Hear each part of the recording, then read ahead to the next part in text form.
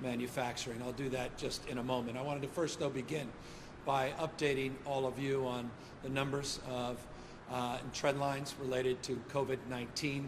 I want to make an announcement about one particular county here in the state of California, and then we will introduce this formal partnership with the California Manufacturing and Technology Association in partnership with GoBiz, our state business arm, and Cal OES, our operations of emergency service team.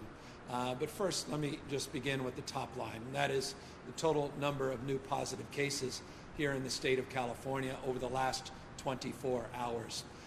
We report today some 4,890 individuals tested positive for COVID-19. Tragically, we lost 79 lives in the last reporting period, and we have seen a modest increase both in hospitalizations and total number of ICU patients in the state. Hospitalizations went up some 3.3% in the last 24 hours. ICU patient volume went up 4.4%. As I've been doing over the course of the last number of days, we have been marking trend lines that increasingly are headlines across the nation as it relates to positivity rates in the state of California. And I'll remind everybody that positivity rates become foundational as we increase the total number of tests. And remember, just a day or so ago, we announced over 101,000 tests that were completed in a 24-hour period in the state of California. As we increase tests in the state of California, naturally, we are going to see an increased number and total number of individuals that test positive. It becomes, though, important that we look at positivity rates. That's the percentage of those that we test that test positive, to really give us a sign, an indication of what we refer to as community spread. I've noted on charts that I provided over the last number of days that when we did the first 14-day cohort, going back to April, in terms of the positivity rate, we had spiked at 40.8%. Last 14-day cohort period, that is up to date, that includes the last 24 hours, our positivity rate is at 5.3%. That's slightly higher than the 5.1% we saw a few days ago, and the 7-day trend higher still at 5.7%. So positivity rate in the state of California over a 14-day period, 5.3%, over a 7-day period, 5.7%. We were able to conduct not 101,000 tests as we did 48 hours ago, but in the last 24 hours, we conducted 77,000 tests. Let me just take a moment on the test to mark a following consideration. I noted yesterday that we've averaged 88,000 tests a day over the last 7-day period. That 100+ thousand testing marked certainly a milestone in the state. I want to say two things about testing. We still need to test more people, number one. Number two, I also want to mark appreciation. Today, we end the formal task force, the testing task force that we put together a number of months ago. And I want to thank the co-chairs of that task force, Dr. Charity Dean and Paul Markovich from Blue Shield. They did an outstanding job. I cannot be more grateful on behalf of a grateful state for their efforts. The fact that we've averaged over 88,000 tests over the last week is testament to their efforts and their entire team that they put together. Recall, just a few months ago, we were testing just shy of 2,500 people every day, 2,500 a day.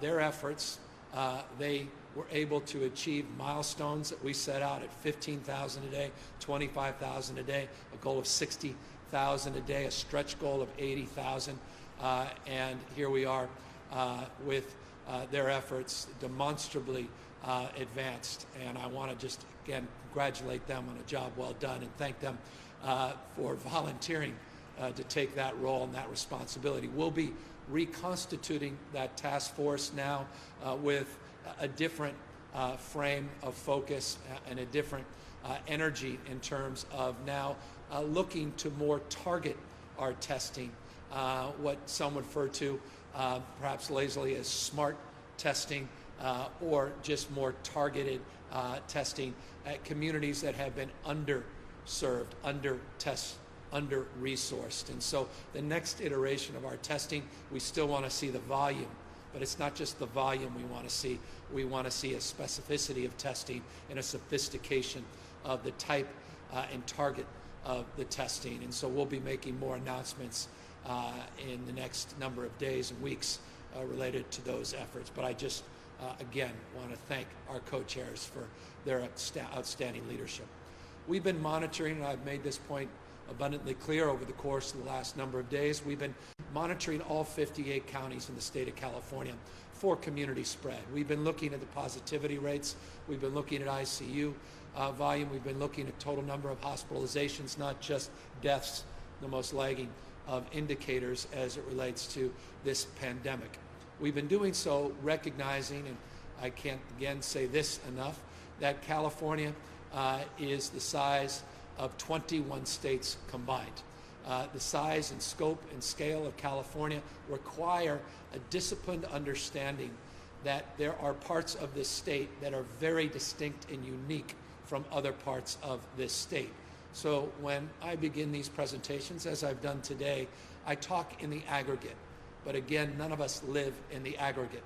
We live in counties, we live in cities within counties, communities, large and small, where conditions are very distinctive from one another. And so while we monitor all 58 counties in the state of California, we target our engagement and efforts based upon conditions that present themselves.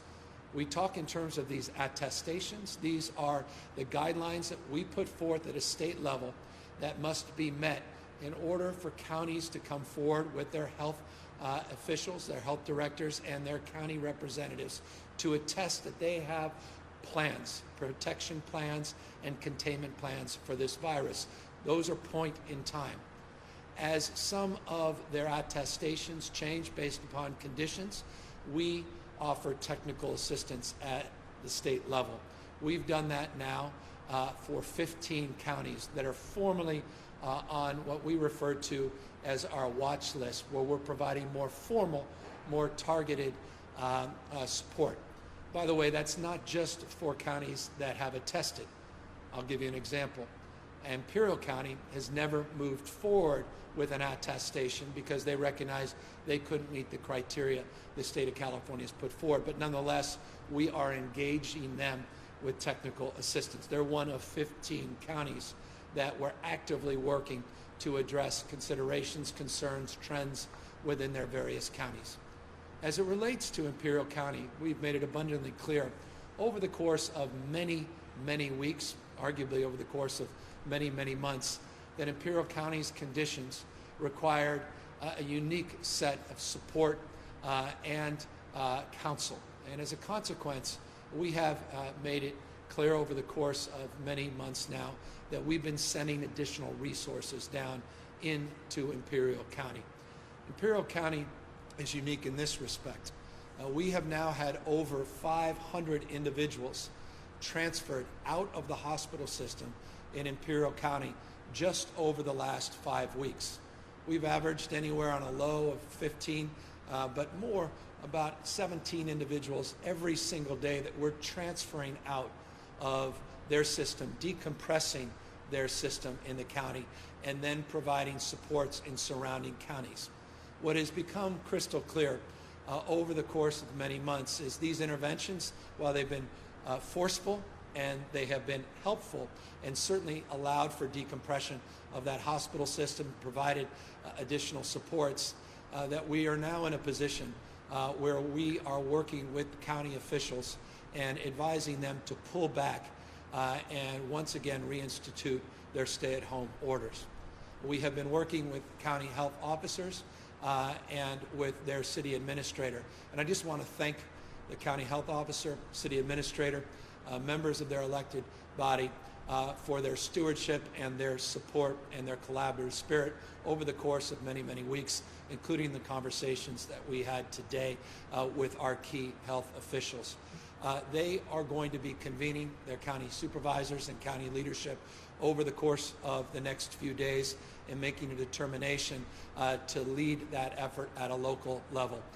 We are advising and counseling them to move forward and reinstitute the stay-at-home order, but they will move at their discretion. If they are not able to come to some consensus, I am committed to intervening, as is my role and responsibility as governor in the state of California. But I am confident in their capacity to make that determination for themselves based upon, again, the criteria of conditions that continue to persist in the county. Let me underscore what those conditions include. Not only the need to decompress their hospital system because they simply can't absorb the number of patients with the limited resources in that county, but also a positivity rate. I noted a positivity rate over a 14-day period in the state of California at 5.3%. The positivity rate over a 14-day period in Imperial County is approaching 23%. We have sent what we call these FMAT teams down, 69 individuals that have gone down into the county to help support their efforts. I even brought 44 National Guards men and women in their medical unit down into the county over the last number of weeks. We brought out support a number of weeks back, what we refer to as FMS. These are the field medical stations. We provided 80 beds to help decompress their system for non-acute patients. This was done in support with FEMA and our federal partners. CDC has been down, HHS has been down. We're working with Customs and Border Control because of issues as it relates to the border in Mexicali and Calexico, and issues that we have to address in and around that border. We obviously are at a point now where the impacts in surrounding counties, the impacts in the public health within the counties is such that we believe it is time to dial back as it relates to their efforts. Remember, they never moved forward as far as other parts of the state, but nonetheless the conditions are such that it's time to pull back further.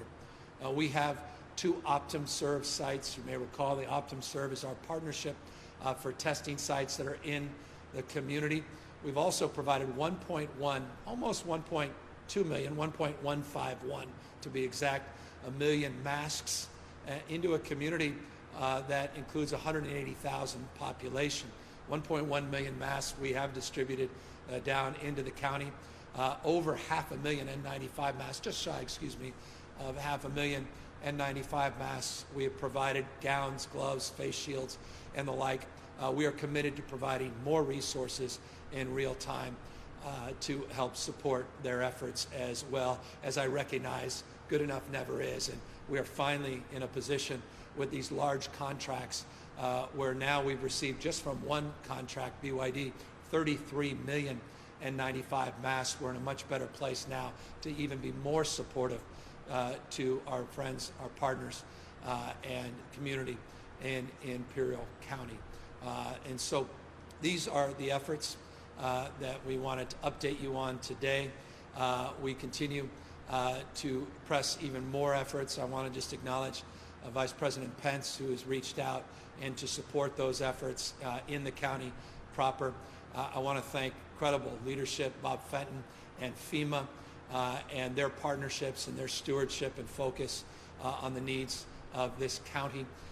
And I want to just thank our team that includes the Department of Labor, includes EMSA, and partnerships there. It's Department of California Department of Public Health that has strike teams down there. In addition now to our agricultural partners and additional partnerships from state agencies that are now helping support the cause of mitigating the spread of this virus in the county. Final point, I also want to acknowledge our leadership of Mark Gilladucci at the Office of Emergency Service. There's one county in the state where we are providing 100% of the costs related to the emergency response.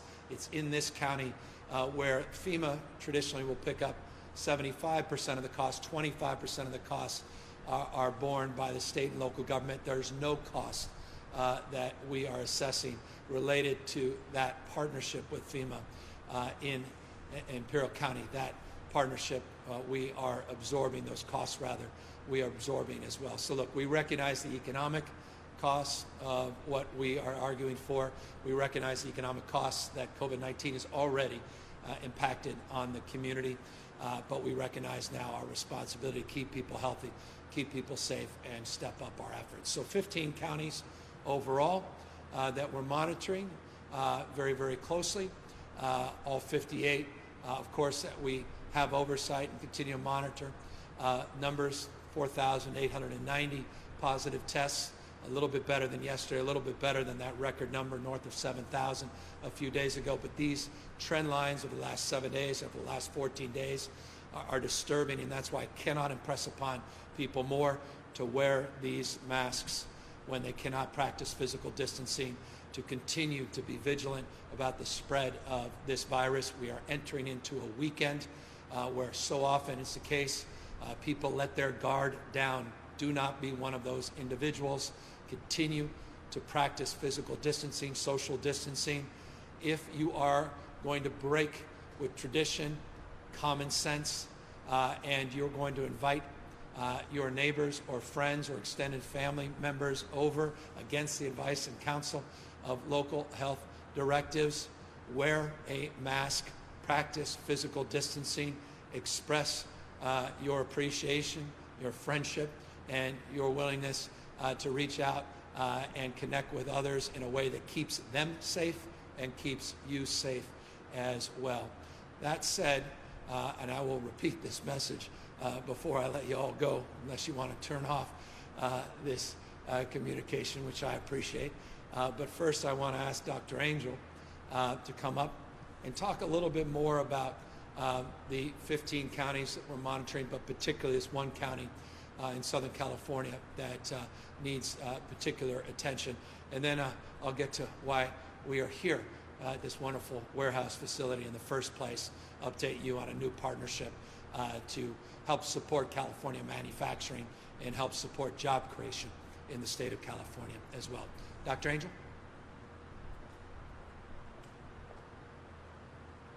Thank you, Governor, for this opportunity to talk a little bit about Imperial County and why we are sharing this announcement today about our actions in that community. As mentioned, Imperial County is one of 15 counties that are on our county monitoring list. This county monitoring list was created for California to be able to work very closely with our counties, but be there particularly when the needs are most. And those needs that are identified to put one on the county monitoring list includes variables that let us assess the movement of disease, so epidemiologic measures, our understanding of the capacity in the hospital, in the care delivery system, and also an understanding of testing capacity. Those are sort of three simple areas in which we review in order to identify those counties that should be watched and worked with more closely. And we really appreciate the collaboration of all of our counties as we work through this process. Imperial County, as mentioned, has been on our monitoring list, and we've been working very closely with them. And they've been excellent partners as we move forward. But there are a couple of indicators at this point that make us particularly concerned.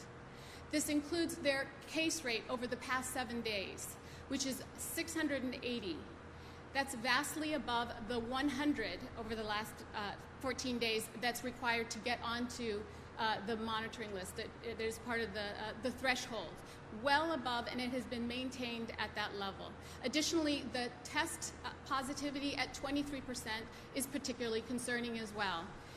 That's well over the 10% threshold that is noted to get onto this monitoring list. The 23% tells us not only that there are many cases, but there are likely very many undetected cases.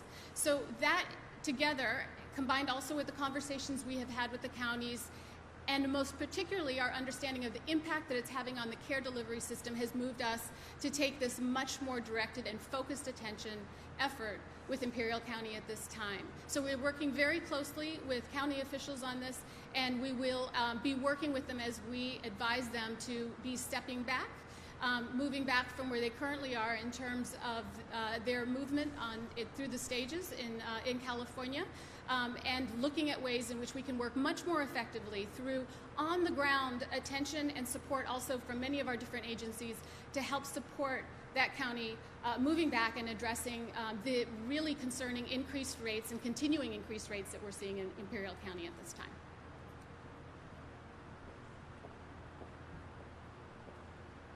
Thank you, Dr. Angel, and thank you for your outstanding leadership, stewardship, and support of the efforts to work through this recent increase in total number of positive cases in the state of California. I want to now just briefly turn to the reason we are here in the Tri-Tool manufacturing facility and update you a little bit on some of our efforts to really focus in on California state businesses, California state manufacturing. It is not often stated and not well known that California is the largest manufacturing state in the United States of America. It's a point of pride for many of us that live here, work here, and reside here. Demonstrably, this is one of our more successful manufacturing facilities that you see here. And we're here with a purpose, and that is to emphasize the need for all of us as we work through this pandemic to make sure that California-based manufacturing companies are procuring products for Californians and producing products, for that matter, for the rest of the nation. We want to incentivize more California-based manufacturing, and we want to encourage purchasers of protective gear, gowns, gloves, sanitizers, things like face coverings, face masks, plexiglass shields, and the like. We would want to encourage people to purchase from California-based manufacturers. By the way, that includes the state of California itself. It's not lost on me. The magnitude of this crisis required many of us, including the state itself, not just our federal partners, to purchase so much product to get it at volume overseas. This is an opportunity to learn from this crisis experience and reposition our state. For that matter, we should be repositioning our nation to be better prepared for the second wave of this pandemic, and certainly better prepared for the future to be able to maximize volume at the kind of scale that's required of a state and a nation as large as ours. And so we've been working in partnership with GoBiz, again, our economic development arm in the state, working with California leadership at our Office of Emergency Services to really look at our supply chain needs and to look at the needs of supporting manufacturers in the state of California. That partnership is led, and I'm going to ask Lance to come up here in a moment, by what we refer to in the state as CMTA.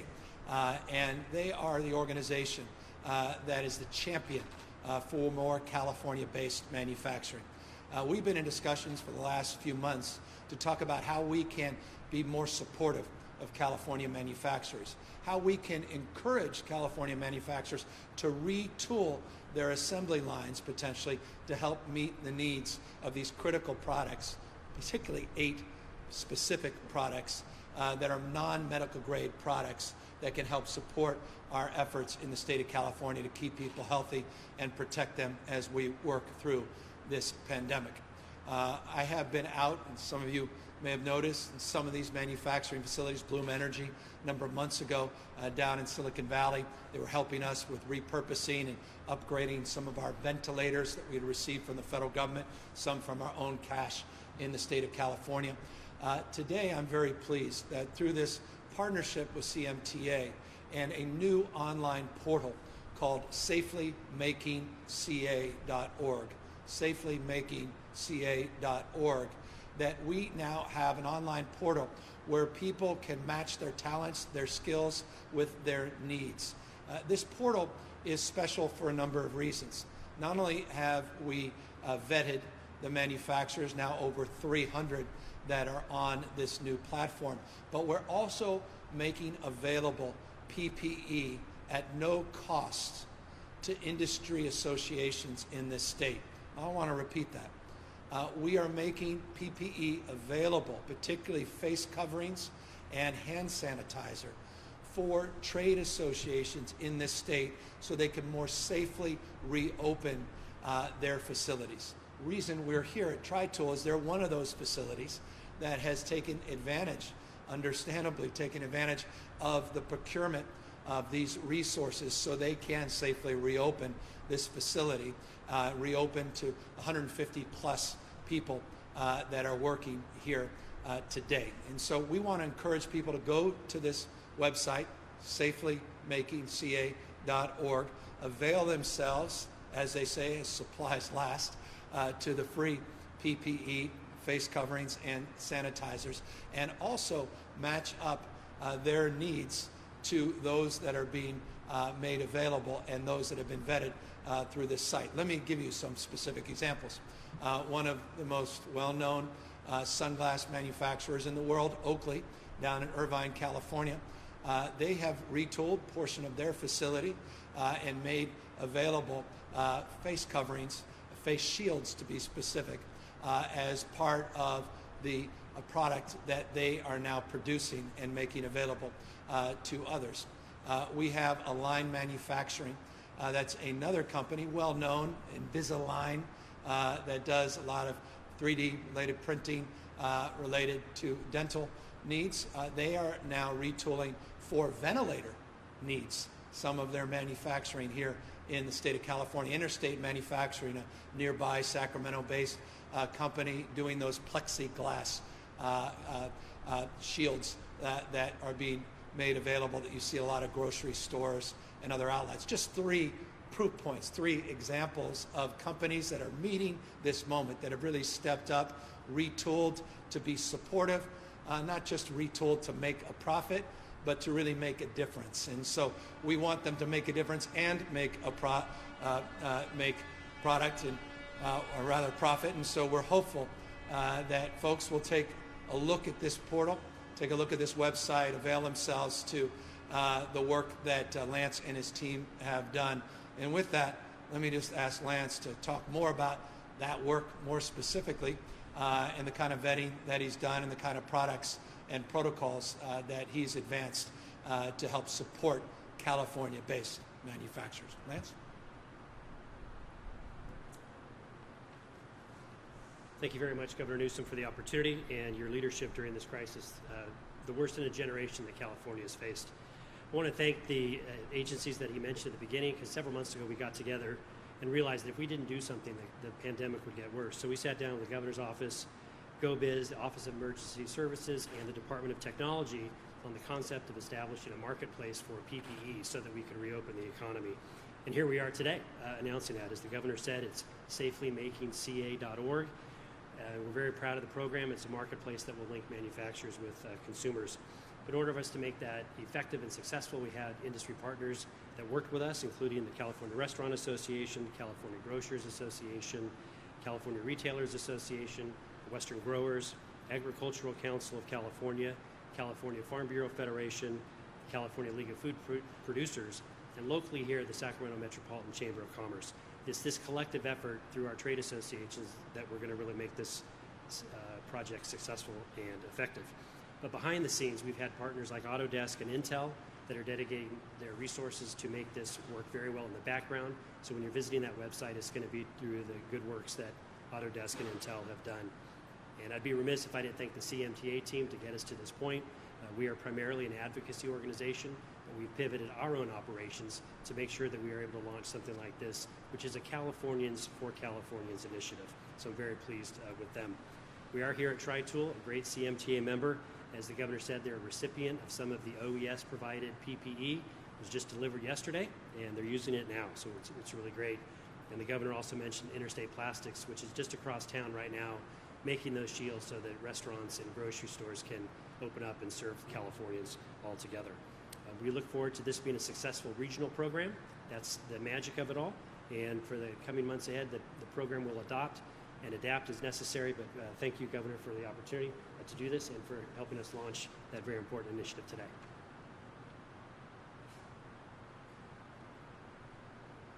I want to thank Lance in particular. He is no greater advocate for California-based manufacturing and make a case California's future being a manufacturing future.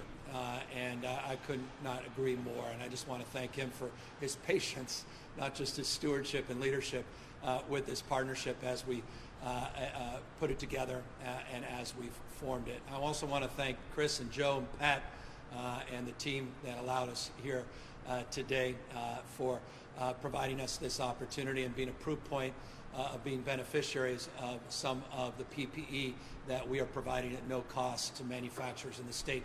I should note, and I appreciate Lance referencing this, from the Grocers Association to the Ag Council, to the Restaurant Association, we have already distributed 35 million units of PPE within those associations. 35 million units at no cost within those associations already, again, to help us safely reopen the economy in this state. We want to continue to do more as we get more PPE in, as we continue to develop the kind of scale of partnership and capacity with these large contracts that we have procured. We'll do more, but again, we want to get these smaller contracts going and help support California-based manufacturing. And there's no reason why, after this pandemic's behind us, that we can't, as a nation, create the framework so that we have American manufacturers, California-based manufacturers, that can produce hundreds and hundreds of millions of units of PPE. There's no reason that we can't do that as a nation and as a state. And we're committed in the long haul to do that, but we want some proof points in that interim, and that's what this partnership really is all about. Let me just circle back and close as I began. We talked about Imperial County and the need to begin to toggle back. We, as well, a few days ago talked about our appreciation to Disney and their willingness not to move forward with a July opening or reopening of their theme park. It was noted in Disney's announcement that the state of California has paused their further efforts to open up more sectors of our economy, meaning the state had, over a week ago, paused in putting forward new guidelines. Again, guidelines don't mean go. Guidelines are how to safely reopen. We allow that determination at the local level of when to move forward, but the guidelines are predicates to even doing that. We have delayed those guidelines. Disney, to their credit, recognized that and made that public. That is the case. We are at pause, have been for over a week now, and there is nothing to suggest, based upon the criteria and conditions in those trend lines that are developing the headlines across this nation, but subsequently here in the state as well, that we'll be moving anytime soon by pushing further with those protocols and those announcements. That said, it was just announced in San Francisco that they are also pausing their next phase of opening and reopening that they were looking forward to this Monday. This is exactly how the system is designed in the state of California. Again, parts of this state, rural parts of the state that haven't been impacted by this pandemic, going at different paces with a dashboard responsibility that we have placed on local health officials that we monitor. Other parts of the state going at different paces and a willingness, again, as always, what we refer to as the sixth indicator. We've talked a lot about last few months to be able to toggle back and working with partnerships at the local level, Imperial and elsewhere. I expect we'll see that kind of pause, the kind of movement you're seeing in San Francisco. We hope to see in Imperial County take shape. So that's the update for the day. And as always, we look forward to answering a few questions. Hi, Governor. Sophia Bolag here with the Sacramento Bee. I'll be asking questions on behalf of the press today. You mentioned toggling back. Are you planning to toggle back any statewide guidance or orders at this point? And specifically, are you planning to allow bars to continue to stay open given the higher risk of transmission at those businesses? I think exactly what San Francisco did is exactly what the system was designed to do, and that is to empower local health officers based upon the conditions in their community. Remember, I can't say this enough, California is not one size fits all. This is not a small state. population of the state is equivalent to 21 states combined. So when you look at the prism of California, the only responsible way to look at it is through a bottom-up lens, not just a top-down lens. Each county being monitored, each county that has unique criteria and conditions, and within those counties, unique conditions as well. One county, Imperial, clearly the conditions persist that have generated consternation, and we are encouraging and advising them to now pull back and reinstitute a stay-at-home order. I'm very pleased the leadership in San Francisco, their county health directors, I imagine you'll see others doing the same. We have already paused well over a week ago, further reopening certain segments of our economy, and we certainly reserve, based upon conditions at the local level, based upon particular criteria that we put forth, and the monitoring of these 15 counties, reserve the right to consider the specifics of the question as it relates to specific sectors within our economy and whether or not we want to pause the reopening or toggle back as well, and we'll make that determination in real time. So just to clarify, at this point you're not planning any sort of statewide toggling back, or is that something that's still being considered? We well over a week ago, we were putting out new guidelines. We paused those guidelines. That was exampled in the press release that came out from Disney. Disney, to their credit, did the right thing, recognizing the state was not forthcoming with the new guidelines. There are a number of other guidelines that we were putting out that we had paused over a week ago. City and County of San Francisco, cities and counties, large and small, that have unique and distinctive concerns. We encourage them to act as the health director in the city. San Francisco just did, and others. To the extent they don't, we will advise, as we have in Imperial County, that they do, and we'll reserve the right and our authority as a state to pull back. The next question is from Dustin Gardner of the San Francisco Chronicle. He'd like to know if you think that Arizona's lack of restrictions and soaring case numbers have contributed to the crisis in nearby Imperial County. I think it's too early to tell. We've had that conversation with our health officials, not only around neighboring states, but neighboring nation.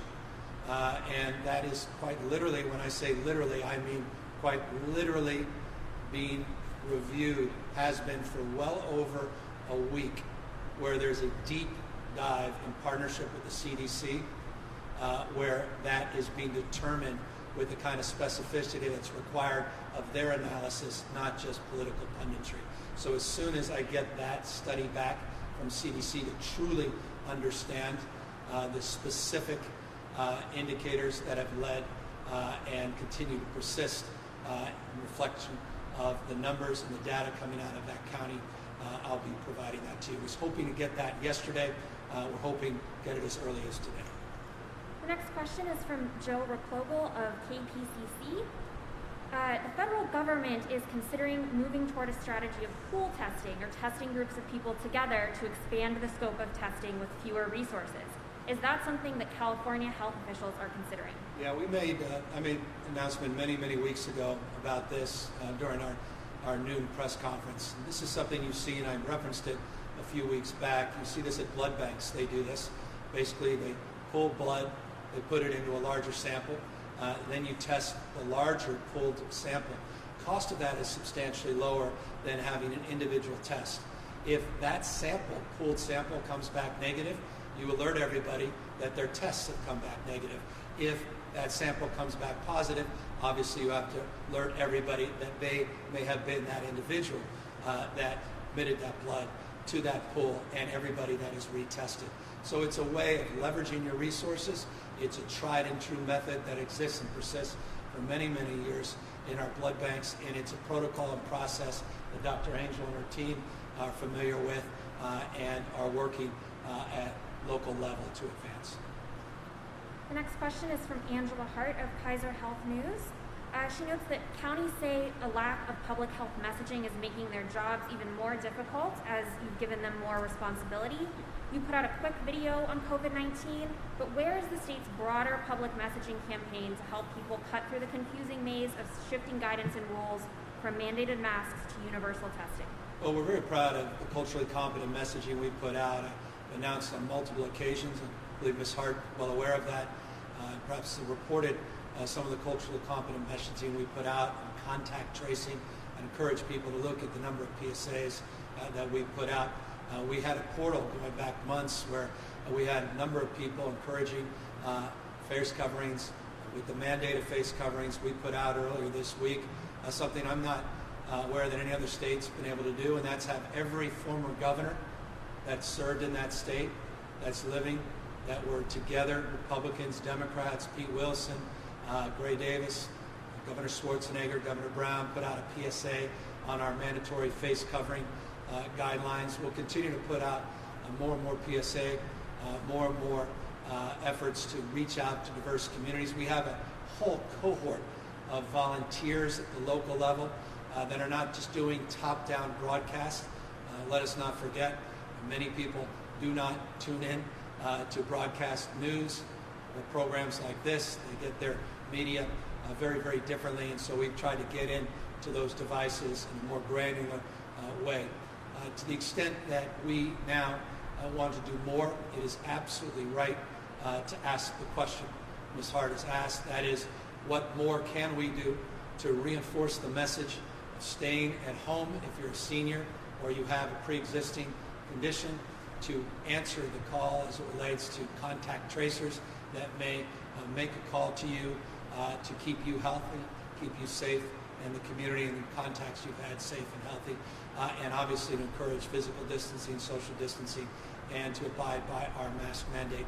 And you will see very, very shortly the fruits of new efforts in that space. We have a whole new campaign we'll be launching, and I believe Angela will be very, very enthusiastic to share that with you. Carlos Branda of ABC would like to know what we're finding out about the data from the protests over the last few weeks. Do we know at this point how many people who attended those protests have tested positive? Yeah, Dr. Angel, why don't you talk more specifically about that, more appropriate? This is a very important question because it's part of a larger question also of where our cases are coming from and where people are getting exposed and testing positive from, particularly during these times of increased population movement through the protests. At this time, we don't have exact numbers, but we do know from speaking with our counties that we do think it is a contributor. Of course, it is difficult to tease out exactly because at the same time that people were going out to these protests, we also had increased movement for other reasons in our communities because our economy is also opening up and people are going out for other reasons. So while we will not be able to distinguish exactly where somebody may have been exposed who tested positive, what is incredibly important is that we all pay attention and realize that anytime we are in public, particularly in large crowds, that we must maintain physical distance. That is the thing that will protect us along with face covering. But more than anything, staying out of those larger crowds is what helps to keep us safe. One trend line that you see in other states, and it holds here in the state of California, is younger and younger people now testing disproportionately higher numbers, particularly that cohort 18 to 34. We look on a daily basis at that data, and it is bearing out not dissimilar to other states that age cohort that believes in many cases they're invincible and they're somehow immune from the impacts of COVID-19. We are seeing higher and higher rates of that age cohort now testing positive for COVID-19. The next question is from Kathleen Ronayne of the Associated Press. She notes that some of the projections in the data portal you released yesterday are quite stark, hundreds and hundreds of deaths within the next month. Do you think Californians understand the urgency of the situation we are in, and how worried should they be? Well, I don't know what more we can do to impress upon people. We don't lightly put forward a mandate to wear face coverings unless we think that will not only protect you, but protect others and mitigate the spread of a deadly disease. I don't know what more evidence we need. 79 human beings lost their lives, 79 families torn apart because they lost a loved one just in the last 24 hours. What more evidence do you need? Looking at the nightly news, the headlines all across this country, states large and small experience record numbers of COVID-19 cases, hospitalizations going up, number of people in ICUs going up, number of people on ventilators going up. I just sent 76 ventilators down to Imperial County. We are in the midst of the first wave of this pandemic. We are not out of the first wave. This disease does not take a summer vacation. And let us disabuse ourselves that somehow the lazy punditry that was out there, that somehow this is seasonal disease and triple-digit weather will annihilate it. Look at these states that are seeing unprecedented record increases. There's no correlation in that respect, quite the contrary. So I cannot impress the people more as you move in to understandably a festive mode, reflecting on the birth of a democracy and freedom, and we celebrate our independence as a nation, to do so responsibly. And what so often is the case is we get so fatigued that we say, well, to the cohort that we've been with, our immediate family, we love you, but boy, we miss Uncle John. And why don't we bring Uncle John and the kids over this weekend for a festive barbecue? Well, you may be putting Uncle John's life at risk if you do that the way you used to do that. And I cannot impress upon folks more the virulence of this disease, the nature of the transmission of this disease, and how we are experiencing unprecedented growth in the total number of cases. And you will see, mark my words, I don't say this lightly, I don't say this to be maudlin, I don't say this to portend any negativity. I want to maintain a spirit of optimism, and I maintain that in terms of our capacity to get through this. We can, we will. But you will see with the death rates, they're lagging. You will see with these positivity rates going up in the last week or two, that in the next week or two, you will start to see numbers increase, not just in the hospitals, which we have seen in this state. Remember, just the last 24-hour reporting period went up another 3.3%. But you'll start seeing that tragically in the number of lives lost. And it's not just 80 and 90-year-olds that are losing their lives, and it's not just 65-year-olds and over that are getting positive test results back. And so please, even if you don't feel sick, you may be transmitting this disease. You may be pre-symptomatic, you may be asymptomatic, but you still may be a vector for transmitting this disease to vulnerable people. Someone that may appear healthy in line with you at a grocery store wearing a face mask, you may be pre-symptomatic, and that person may have leukemia, and you may put that young girl's life at risk and never even know you did it. Please, please, practice common sense, common decency. Protect yourself, but also protect others in that environment where you're mixing with strangers, or you're in crowds where you can't practice physical distancing, where you're close and proximate with other people. Please wear a face covering. Please take this pandemic seriously. What more evidence do we need?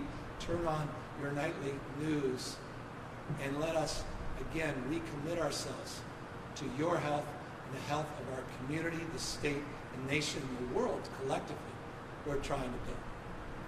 Governor, your administration has really had a focus in the past month or so on putting out guidance so businesses can reopen safely. Has your administration and have you done enough to inform people about the dangers at these small family and friends gatherings where you say that there's an increase in spread?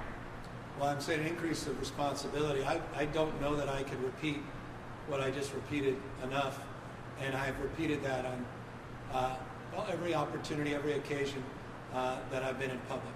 So I'll do more, try to do these on a daily basis, to the extent I can have multiple messaging, get other messengers, former governors, getting celebrities, getting people that truly can reach out to diverse communities in the state of California, trusted messengers to deliver this message. We've been doing that for months and months and months. I have made this point on ad nauseum occasions. You, among others, have written about it. I'll say it again. Guidelines don't mean go. The putting out guidelines is how to safely reopen, not when to safely reopen. And I say that also in the context of the way we have organized our reopening strategy in the state. It's not been top down, it's been bottom up. So it has another layer of consideration, and that is local health officers that understand the unique conditions in their community that also have to attest to conditions and criteria, that also have a responsibility to put out information and guidance at the local level and monitor their success as it relates to safely reopening. You've seen counties that have done that very effectively. Some counties, like Imperial, that have not been able to even move into that attestation process because they can't meet that criteria. And you're seeing a lot of leadership local level that's also amplifying this message. It's not just one person selling down a vision. It's all of us that have the responsibility to communicate this message. And one thing that communicates the message is not just the substance of wearing a mask, but the symbolism of wearing a mask. Because when you're wearing a mask, you're also sending a message that we're not out of the woods, that we're still in crisis. This pandemic is still real. And that's why it's so important. And we've been reinforcing that on a daily basis, and I'll continue to do as much or more than we have in the past, the next days and weeks and months. And as I said, we paused a lot of the next phases. We're grateful for local elected officials and local health officials for making determinations on their own not to move forward to the next phase. And as we have in Imperial County in the announcement today, we reserve the right to toggle back if we don't see movement at the local level. So I wanted to also ask you about the state budget that lawmakers are slated to pass and send to you today. Your administration had initially asked for close to $3 billion in funding to spend on coronavirus response. The legislature has agreed to a smaller number, about $716 million. Do you think that's going to be enough going forward, especially after the legislature goes on recess to, respond to COVID-19 in the state? Well, I think we will sign. I hope they pass what I believe is a responsible budget under the historically difficult circumstances that have been presented to the state. $54.3 billion budget shortfall. Just 4 months ago, we announced a $6+ billion projected budget surplus, which we believe likely would have been substantially greater than that based upon information that came in terms of revenue growth in the weeks and month after I made my January budget announcement. Under those circumstances, ability and needs to address the needs of so many in the state and desires for people not to see cuts but actually see greater investments, our ability to draw down our reserves in a responsible way, including our safety net reserves, not just our general fund Prop 2 reserves.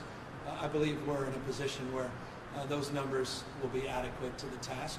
But we have authority and we have a great spirit of partnership with legislative leaders to do what we must to keep people safe if conditions require that. I also cannot just say enough about our partners at FEMA who have been extraordinary and my confidence in the incredible partnership and leadership of Speaker Nancy Pelosi and my expectation that the federal government, and I really believe this, we've been calling for this probably as aggressively as any state in the country, but my confidence in her leadership and the leadership in the Senate that will do the right thing in the next few months and provide even more supports for states like California to address COVID-19 related expenses. And I think that will also be additive and help with that task. Any other questions? Yes, Melanie Curry of Streets Blog California has a question about farm workers who are essential workers and at high risk of exposure to COVID-19. She's wondering if you can discuss what's being done to protect their health, inform them of their risks, and make sure that they are cared for and isolated and that the food supply chain is protected. I was very proud to sign an executive order protecting critical essential workers, provide them sick leave protection as a state. We highlighted that. We highlighted the essential nature of that workforce, in particular our farm workers. We've been working with seasonal farm workers, Monterey Coast, Salinas Valley. We have a lot of seasonal workers who will be coming into the Central Valley, working with local elected officials, community-based organizations to help with that specific kind of outreach, protect those workers. As Lance just said, because of the CMTA partnership, I couldn't be again more pleased and proud of their work. We referenced a moment ago 35 million masks that we've distributed into the restaurant associations, the grocer associations, but also, as I referenced, the ag councils to help our agricultural workforce as well. So we've been targeting PPE in that space, not only through the CMTA partnership, but also directly. We've been targeting workplace protections to the farm workers and seasonal workforce that's come in. We have a lot more work to do, but we cannot thank our farm workers and those essential workers more, because those are the folks that fed us in the midst of this pandemic, the stay-at-home orders, and we owe tremendous debt to that workforce. And my gosh, if there was any moment in our nation's history, particularly this moment with so much division, consternation, fear of the other, focus on xenophobia and nativism, to pause and reflect on what's on our dinner table every single night, and the champions and the heroes that didn't take a day off, put their lives on the line and risk themselves as we were staying home. It's those farm workers, not just in the state of California, but all over the country, that deserve praise and deserve finally recognition. Many, yes, forgive me, that are here without documentation, but we're essential workers that you counted on so you can eat and feed your children. Forgive me for moralizing that, but it needs to be said. It needs to be said much more often than it's been said. And final question from Doug Sovereign of KCBS. As you know, New York and the tri-state area are quarantining visitors from high-risk states. California is still not on their list, but we do exceed their criteria. Have you had any conversations with Governor Cuomo or the other governors about this? Do you agree with their decision to quarantine people from states such as ours? And since we are, by their definition, a high-risk state, why shouldn't we be reinstating shelter-in-place orders? I've got to unpack that. I'm not here. I've not had any conversations with the governor you referenced on this, and I'm unaware of what really went into their decision-making, because I haven't been privy to those conversations. As it relates to what we're doing here in the state of California, we are monitoring the situation in real time. We're advising and encouraging counties like Imperial that have conditions that are presenting themselves to toggle back and to reinduce their stay-at-home order. We are acknowledging as a state well over a week ago that we're not moving forward, that we'd already paused the reopening of certain sectors of our economy with guidelines that were coming out, and that was demonstrable example in reference to Disney's announcement a few days ago. I also, just a few moments ago, reinforced my appreciation for local leadership, least of which leadership in the city and county of San Francisco, where I once served, their health department, their mayor, and others that have also made a determination based upon local conditions to pause. We make decisions in real time based on data. I'll reinforce that we currently are monitoring 15 counties. Dr. Angel came up a moment ago to discuss some of the technical assistance we're providing those counties. We reserve the right in real time to make adjustments. I've made that case over and over and over and over again over the course of many, many weeks, over the course of many, many months. We're very grateful to the substantial increase in testing in the state of California. It's getting us a better sense of community spread. We are concerned about these 7 and 14-day trend lines, 5.3% over 14 days of a positivity rate. I am not here to judge the actions of other governors. All I can say is humbly, I submit as a governor, I recognize the responsibility and the weight of decision-making, and I respect their determinations based upon their particular insight and their expertise. With that, let me thank you all for your questions. Let me again encourage each and every one of you.